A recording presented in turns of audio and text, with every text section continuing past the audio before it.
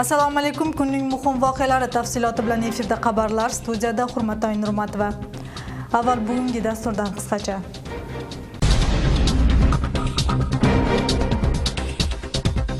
O'zi xulosasi bilan ona qornida 3 egiz bor deb, biroq tug'ruqdan keyin egizakli bo'lgan ota-onalar prokuraturaga ariza yozdi. 19-20 aprel kunlari O'sh shahri Turkiy xalqlar madaniy markazi xalqaro tadbiri munosabati bilan O'sh shahrida ayrim ko'chalar vaqtincha yopiladi. Yustitsiya ministrligi KSDP yetakchisi qatori Sag'inbek Abdurahmonovni ro'yxatga oldi. Batkenda bioorganik o'riklar yetishtirish uchun qadam tashlandi.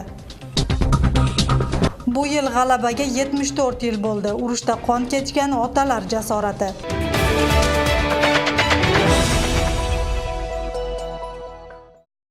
O'sh oblast tug'ruqxonasida 3 egiz farzand kutib, biroq 2 egizli bo'lgan Gulzina Abdumajitovaning turmush o'rtog'i shifokorlar ustidan prokuraturaga ariza yozgan. Sababi bu vaqtgacha 5 marta UZI apparatiga tushib, natijada onaning qornida 3 egiz bor degan xulosa chiqarilgan. Biroq bolalar tug'ilgandan so'ng ota-onaning qo'liga 2 egizakni berishgan. Bu holat shubhaga sabab bo'lgani uchun shifokorlarga nisbatan ishonchsizlik yuzaga kelgan. Norozi bo'lgan ota-onadan hamkasbim xabar olgan. O'sha uchun deb o'ylab biz uchini olamiz-da. Biraz açılmay turadi aka. Uchini giyinlerini polni olib borganmiz bari. O'sha yo'qni urib chiqib, nashil qo'ydim turibdi. 3 egiz kutib, biroq 2 egizak qizlarni dunyoga keltirgan 24 yoshdagi Gulzina Abdumajitova shifokorlarga ishonmaydi. Uning aytishicha, 9-aprel kuni tungi soat 1lar atrofida ko'z yorib, shifokorlar egiz qizlarni qo'liga bergan. Biroq operatsiya vaqtida u hushidan ketgan. Bu holatdan foydalangan shifokorlar bolamning birini olib qo'yishi mumkin deb gumon qilmoqda. Anan kesirovga kirganda guyam kirgizsam hech kim noy qo'ydi. Kirbetdi. O'zim kirib o'sha ekeyin to'rilgandan keyin men aytdim, to'liq bana nima berbeglar, narkoz. Berbeglar deb bana 2 qiz to'rilgandan keyin men uxtab ketdim-da. Uxtab ketgandan keyin o'sha bilmayman bu joyni. Qaynonasining aytishicha, kelini bilan tug'ruqxonada birga bo'lgan, biroq shifokorlar operatsiya bo'limiga kiritishmagan. Bu orada uni doya bolani o'rash uchun gazlamaga yuboradi. O'sha vaqtda boshqa xonaga bolani olib chiqib ketgan deb shubhalanmoqda. Men şektengen jerim o'sha yer. Al bala chiqdi, jingalaч orodu. Al o'zlөрүнүн немесине деле орап турса болмок. Ал состояние ошондой болуп аткан кезде. Ал мени ажалга жөнөтүп атат. Мен шектенген жерим бир ошо жер болуп калды. Жанагы педиатр деген алып чыгың деп ушунчалык неметип калды, мындай тездетип ушунчалык эле шашырып калды да. Мен шектенген жерим ошол жер. Ko'z yorgan ayolning 26 yoshdagi turmush o'rtog'i Intimaq esa bu voqea bo'yicha shifokorlar ustidan ariza yozib, O'sh shahar prokuraturasiga murojaat qilgan. U UZI apparati ayoli 3 egizli bo'lishi bo'yicha 5 marta xulosa chiqarganiga to'xtalib, 5tasi ham yanglishmasa kerak deb norozi bo'ldi. Ular 2016-yili turmush qurishgan. Bu oilaning egizaklardan boshqa 2,5 yoshli yana bir qizi bor. Ömür boyu aytib, nima bo'lgandan ko'ra chinlik yaxshi-da. Chinin bilsak açığım. Al врачтар действительно ekem болса, олар доказать етеді. Ekem оны шындай деп мизам чегінде нема болса, біз ата-ененің дағы жаңағындай жүрегі тоқ болып, действительно ekem еле деп шындай nima bo'ladi. Voqea bo'yicha mazkur shifoxonaning bosh shifokori Gulbari Kenjibayeva UZI apparati ham adashishi mumkin deydi. Bunday voqea O'sh oblast tug'ruqxonasida bo'lmagani bilan boshqa tug'ruqxonalarda bo'ladigan holat deydi. UZI apparati homilani 3, 2, 4 egiz ekanligini 12 haftagacha aniqroq ko'rsatadi. Abdumajitova esa homila katta bo'lgan vaqtda, to'g'rirog'i 18 haftadan keyin tekshirtiradi. Bunday vaqtda UZI ham noto'g'ri ko'rsatishi mumkin deb aytadi shifokor. Ошол эле мезгилде биз айтып атпаймынбы, ошол аң сезим менен жаткан болгоч, спиналдык наркоз алган. Эч кандай бирөө алып, бир эле эшикте турат. Ошол эле эшиктен ошол операционныйда ошол жерде кайненеси ошол балдарды биз көкүрөгүнө жаткызганга дардайбыз да.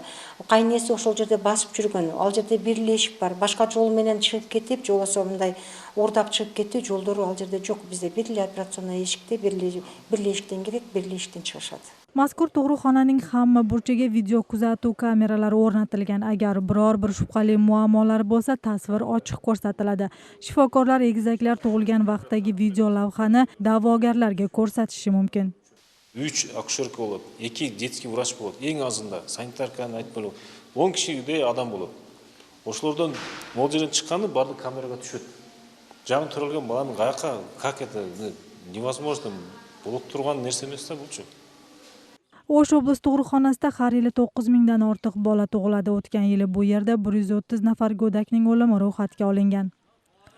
Hurmatli Nurmatova, Jusupbek Qo'shmatuli, Beksultonabiyev, Intimaq. Ijtimoiy tarmoqlarda mehmonga borgan yigitlarning dasturxonga qo'yilgan taomlarni talashib xaltalarga solayotgan video tarqadi. Kadrda 1-2 yigitning non bo'g'irsoqlarni tepalab dasturxonni bosib o'tib shirinliklarni olayotganini ko'rish mumkin. Mazkur videoni Talant Umraliyev ismli Facebook foydalanuvchisi o'z sahifasiga joylashtirgan. Mazkur videodagi bolalarning qilgan ishlariga ko'pchilik foydalanuvchilar salbiy fikr bildirishgan. Bunday holatlar qiz uzatish to'yida kelin tomonga borgan yigitlar orasida bo'lishi mumkin degan fikrlar aytilmoqda. Almazbek Atambayev Qirg'iziston Sotsial-demokratlar partiyasi ustavini, muhrini va mablag'larni berish kerak. Bunday bildiruvni bugun matbuot anjumanida partiyaga yangi rais bo'lib kelgan Sag'inbek Abdurahmonov aytdi. 5-apreldan boshlab partiya yetakchisi almashganini va yuridik tomonlarni ro'yxatga olish bo'yicha davlat reyestrida mavjud ekanligini, Abdurahmonov bu talablar bajarilmasa, KSDP Atambayevni javobgarlikka tortish haqidagi iltimos bilan kuch organlariga murojaat qilishga majbur bo'lishini bildirdi.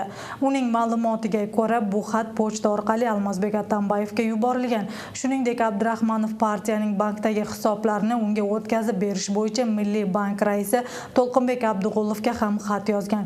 Yustitsiya ministrligi Sag'inbek Abdurahmonovni KSDP lideri qatori ro'yxatga olib, partiya joylashgan yerni Erkinlik 45 deb o'zgartirdi.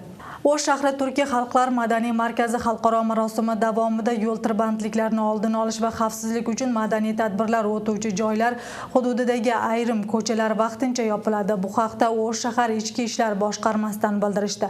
19-20 aprel kunlari Qurmanjan-Datqa, Sovet, Lenin, Nurmatov ko'chalari va Qurmanjan-Datqa ko'chasidan Lenin, Bayalinov ko'chasigacha hamda Soybo'yi ko'chasi yopiladi. Mazkur ko'chalar kesilishida yo'l harakatini nazorat qilish bo'limi xodimlari ish olib borishadi. Yoshlarning rivojlantirish dasturi asosida Dilgir o'quv markazining ishtirokchilari 2019-yildagi 6 oylik o'quv kursini tugatishmoqda.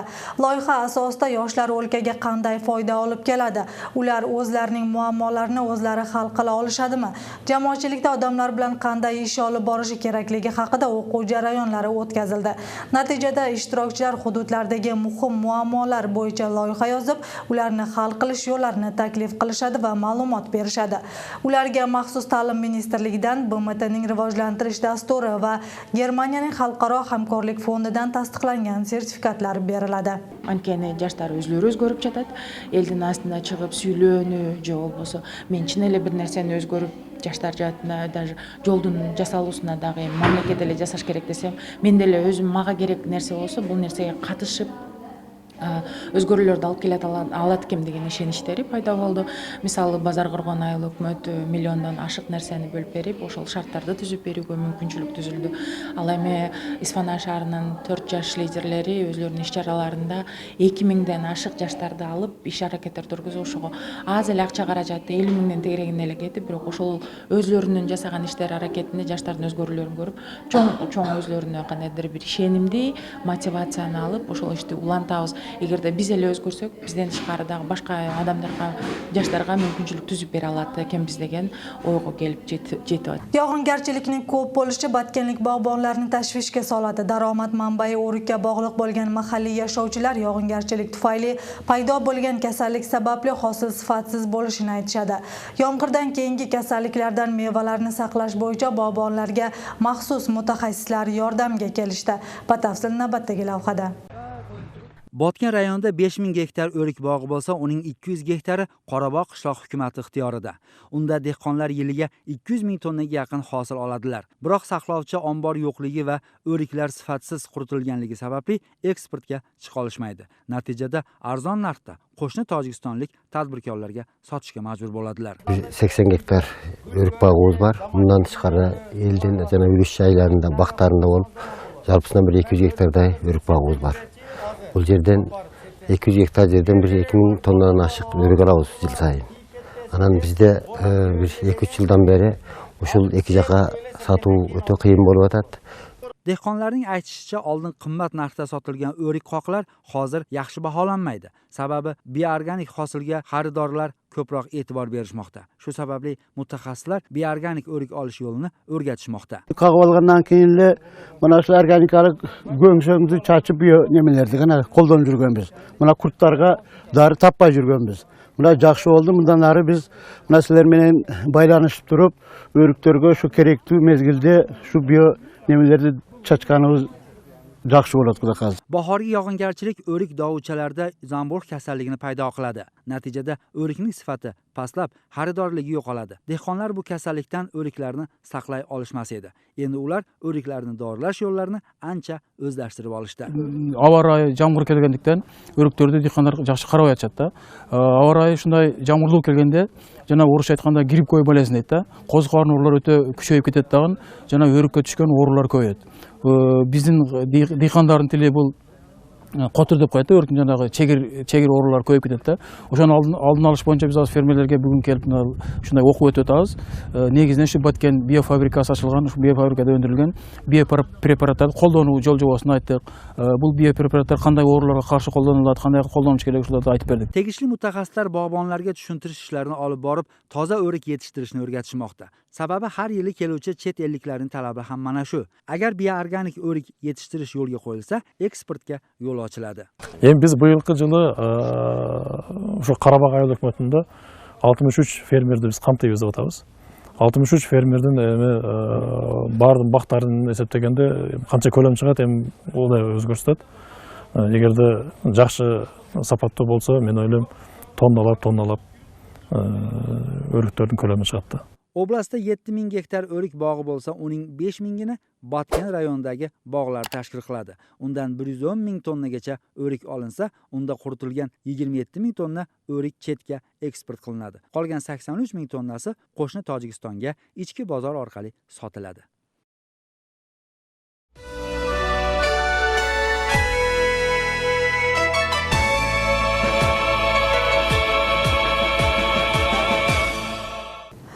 Jalolobod shahrida Ulug' Vatan urushida qurbon bo'lgan 5 nafar jangchi xotirasiga bag'ishlab esdalik o'rnatildi. Uni shahar meriyasi bilan Slavian diaspora assotsiatsiyasi amalga oshirgan. Ma'lumotga ko'ra, yuqoridagi jangchilar Jalolobod shahri hududidagi kasalxonalarning biriga davolanish uchun olib kelingan. Biroq ular olgan jarohati sababli vafot etib, shahardagi qabristonga dafn qilingan. Qurbon bo'lganlar podpolkovnik Gennadiy Golubayev rahbarligidagi harbiylar ekanligi ma'lum bo'lgan. Bugun mahalliy hukumat Slavian diaspora assotsiatsiyasining vakillari, urush faxriylari va shahar yashovchilari xotira kechasini o'tkazishdi. Ishtirokchilar dastlab esdalikka gulchambar qo'yib, 1 daqiqalik sukut saqlashdi. Ta'kidlab bo'lsak, Jalolobod shahridan urushga 10 mingdan ortiq harbiy jalb qilinib, ularning 5024 ta qaytib kelgan. Bugungi kunda shaharda 5 ta faxriy bor. Askerlerimizden bratska могилалар бар. Ошол жерде 5 жокерибиз согуштан улуу атам экен согуштан жаракат алып бул жерге келип каза болушкан. Ошолорду биргеликте бул жерге коюп, алардан жайын реконструкция иштерин жүргүзүп, оңдоп түзөө иштерин жүргүзүп, эстелигин кайра жаңыдан тургузуп, анын расмий ачылышын кылып, бүгүнкү күндө эскерүү кечесин өткөрүп жатабыз. Ulug' Vatan urushi faxriysi Abdulla Usmonov bu yil 100 yoshga chiqdi. Tug'ilgan kuni bilan birga faxriy Ulug' Vatan urushining 74 yilligini nishonlaydi. U 1939-yili Novqat rayonidan harbiy xizmatga chaqirilib, shu bo'yicha urushga jo'natilgan. Qo'l oyog'idan jarohatlangan harbiy 1943-yili vataniga qaytib keladi. 100 yoshga to'lgan faxriy bilan navbatdagi lavhada batafsil tanishasiz. Abdulla Usmonov Novqat shahrining eng keksa faxriylaridan biri. Ulug' Vatan urush faxriysi bu yil 100 yoshga to'ldi. Bir asrlik hayoti bilan birga faxriy Ulug' Vatan urushining 74 yilligini nishonlaydi. Ular urush vaqtidagi voqealarni hamon unutishmagan. 41-yili urush boshlandi. Gitler Kaputik. Urush boshlandi. Urush 1 yilga tortdi.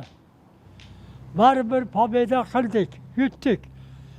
Stalin, Vorosheyev, Budyonov, Bular komanda berdi. Biz bir zvod, komandir zvod edim. 20 ta bayes var edi, askar var edi. Shundan 9tasi o'ldi. Qolgani qoldik.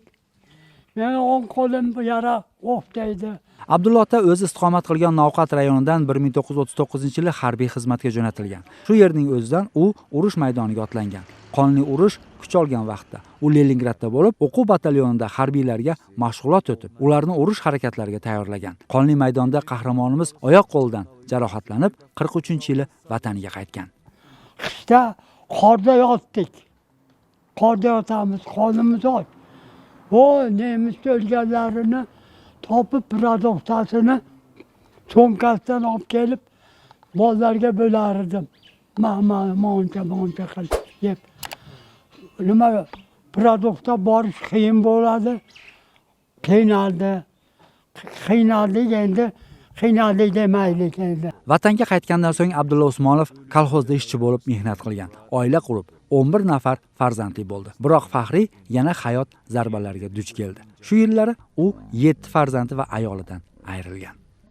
Endilikda Abdulla Usmonovning 30 nabirasi, 81 chevara va 6 evarasi bor. Navqat rayoni bo'yicha Ulug' Vatan urushiga minglagan yosh harbiylar jalb qilingan. Ayni vaqtda Navqat rayoni bo'yicha 13 faxriy hayot surmoqda. Shavkatbek Umarov, Mahburat Alibayeva, Qimbat Abdusamad o'g'li, Intimaq.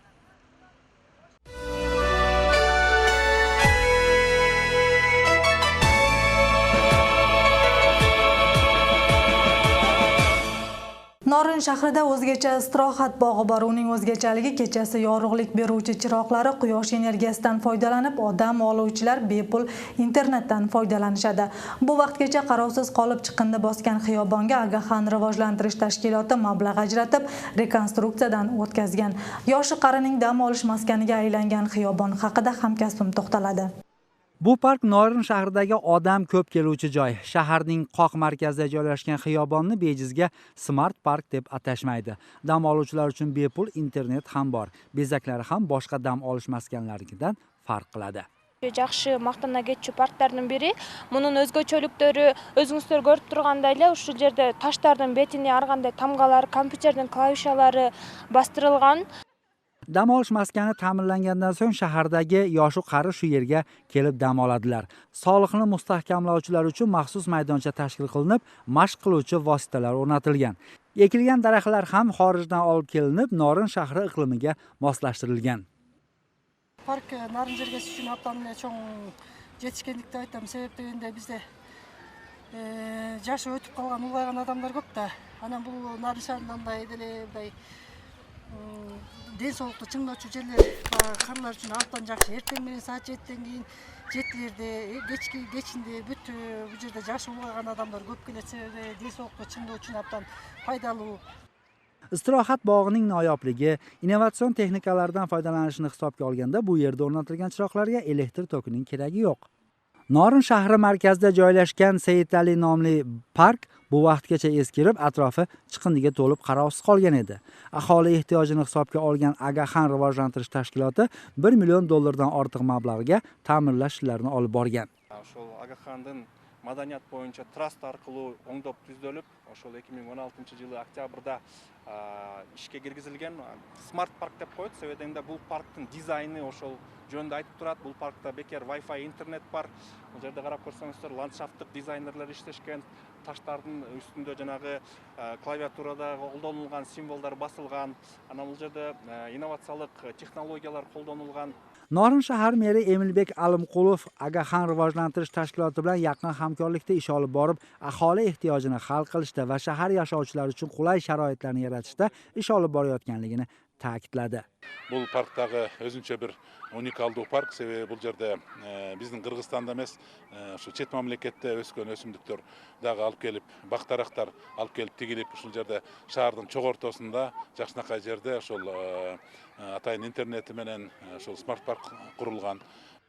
Eslatib o'tsak, istirohat bog'i 2016-yilning oktyabr oyida Qirg'iziston Respublikasi Premyer ministri va Agaxan tashkiloti ishtirokida tantanali ravishda ochilib, foydalanishga topshirilgan.